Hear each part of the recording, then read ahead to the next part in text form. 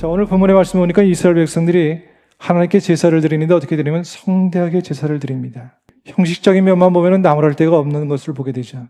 제사만 성대하게 드리면 하나님께 할 도리를 다 했다라고 그렇게 생각을 했어요. 수많은 양과 소를 바치면서 마치 하나님께 호의를 베풀듯이 내가 이 정도 하는데 하나님 복을 주시지 않을까?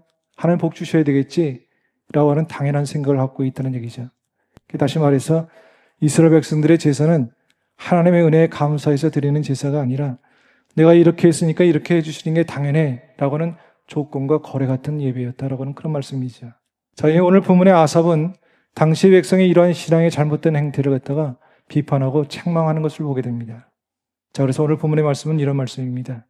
도대체 하나님께서 무엇을 원하시는지, 무엇을 기뻐하시는지, 어떤 사람을 기뻐하시는지 그거에 대한 물음과 답을 갖고 있는 것을 보게 됩니다. 자, 첫 번째입니다. 형식이 아니라 가슴으로 감사하라. 자, 이스라엘 백성들이 드렸던 제사든 우리의 예비든 항상 보이는 제물이 있어요. 근데 하나님은 그 제물보다 보이지 않는 마음을 더 주목하고 계시다는 것을 꼭 깨달을 수 있길 바랍니다.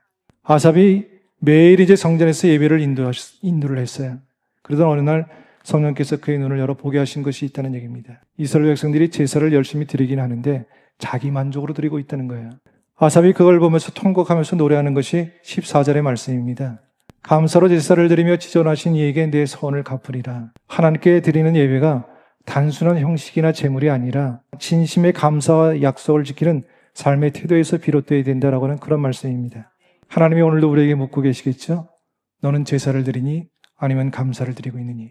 여러분들은 무엇을 드리고 있습니까? 혹여 우리가 살아가면서 자꾸 감사의 마음을 잃어가고 있습니까? 그건 여러분들이 환경이나 여건이 나빠서가 아니라 믿음을 잃어버렸기 때문이다라고 하는 말씀입니다.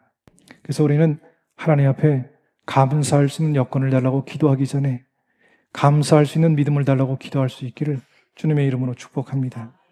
그래서 사도 바울이 감옥에서 이렇게 노래를 하고 고백을 하죠.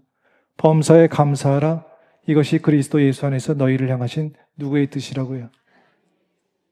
그렇다면 우리가 이렇게 결단하며 고백할 수 있기 바랍니다. 주님, 제가 형식이 아닌 가슴으로 감사하겠습니다. 제 입술의 제사보다 심장의 제사를 드리겠습니다.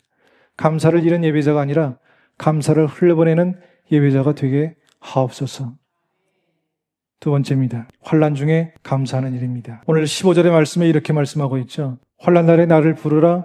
내가 너를 건지리니 내가 나를 영화롭게 하리로다. 여러분, 감사라고 하는 것이 형식이 아니라 가슴에서 시작하지만 그 가슴은 고난 앞에서 더 크게 뛴다는 거 아십니까?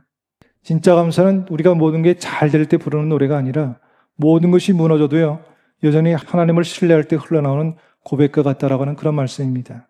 형식적인 감사가 입술의 고백이라고 하면 환난 중의 감사는 믿음의 고백이라고 하는 것도 꼭 마음에 담고 살아가기를 주님의 이름으로 축복합니다. 자, 이 환난이라고 하는 말이 참 재미있는 말이더라고요.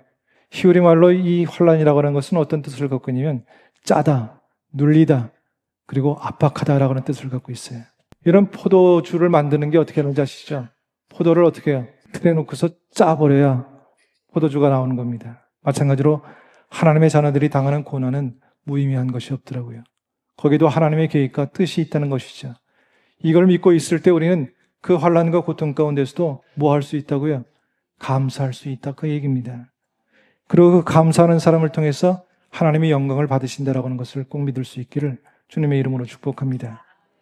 자, 세 번째입니다. 감사가 삶이 되게 하라. 자, 오늘 23절 말씀해 보니까 감사로 제사를 드리는 자가 나를 영화롭게 하나니 그 행위를 옳게 하는 자에게 내가 하나님의 구원을 보이리라.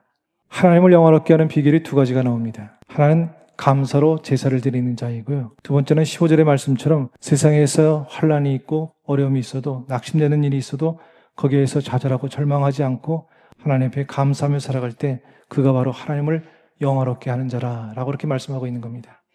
감사는 그래서 단순한 표현이 아니라 하나님을 영화롭게 하는 방식입니다. 그래서 우리는 고백을 할 수 있죠. 감사는 감정이 아니라 태도라고요. 감사는 반응이 아니라 습관이라고요. 감사는 한순간의 노래가 아니라 평생의 언어가 되어야 된다라고 하는 그런 말씀입니다. 오늘 시편의 마지막 구절은 이렇게 말씀하고 있습니다. 감사로 제사를 드리는 자가 나를 영화롭게 하나니. 우리가 예배 때만 감사하지 않기 바랍니다. 눈물이 흐를 만큼 힘들고 어려울 때도 감사할 수 있어야 되겠고요. 일상 속에서도 감사할 수 있을 때 그 인생은 어떤 폭풍에도 흔들리지 않은 반석 위에 집이 될 거라고 믿습니다. 이혼의 이 사랑이 우리의 감사에 차고 넘치는 믿음의 삶이 될 수 있기를 주님의 이름으로 축복합니다.